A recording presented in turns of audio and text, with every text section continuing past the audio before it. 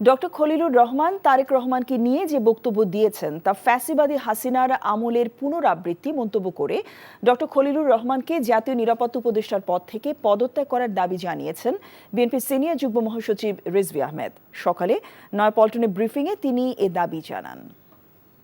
খলিল তার নিজের পক্ষে ওঠা প্রশ্নের জবাব না দিয়ে পলাতক স্বৈরাচারের মতো তারেক রহমানের বিপক্ষে প্রোপাগান্ডার পথ বেছে নিয়ে জনগণের দৃষ্টি ভিন্ন খাতে প্রবাহিত করার অপচেষ্টা জনগণ মেনে নেবে না।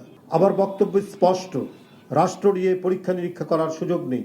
ডক্টর খলিলকে অবিলম্বে জাতীয় নিরাপত্তা উপদেষ্টার পদ থেকে সরিয়ে দিয়ে দেশে বিদেশে তার অবস্থান সম্পর্কে সম্পূর্ণ তথ্য দেশের জনগণের সামনে হাজির করতে হবে।